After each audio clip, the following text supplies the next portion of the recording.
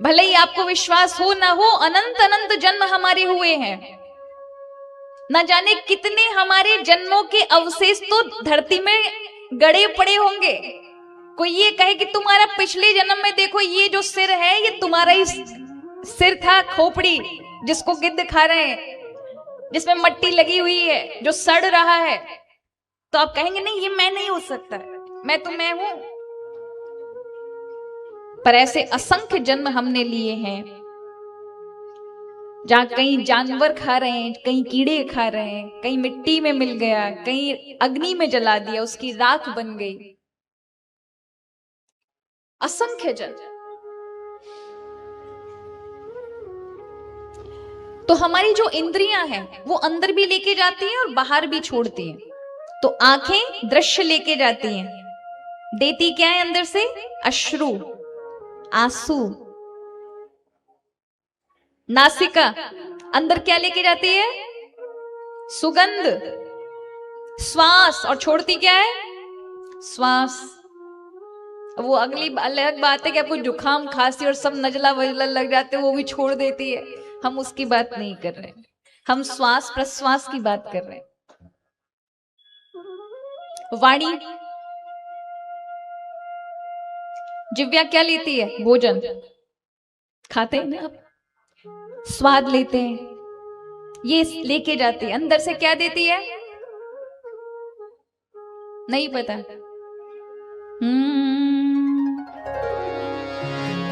ये मैं की आवाज आती कहां से?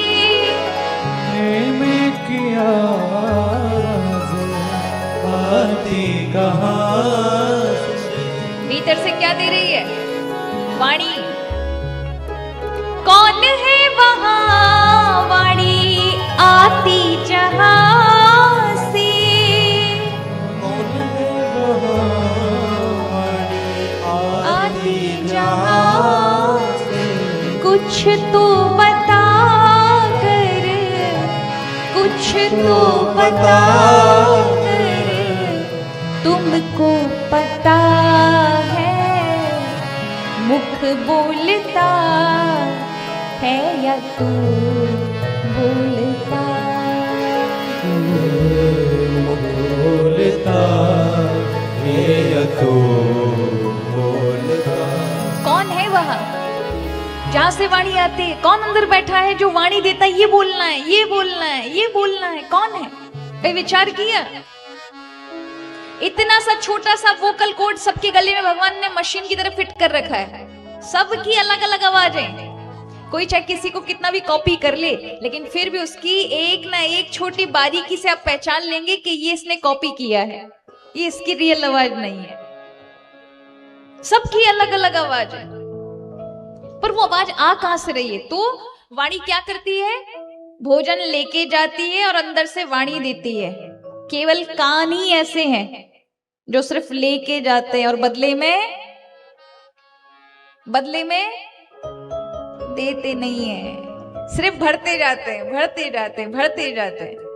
इसलिए इन कानों को संस्कृत में कहा जाता है कर्ण। क्या कहा जाता है? कर्ण।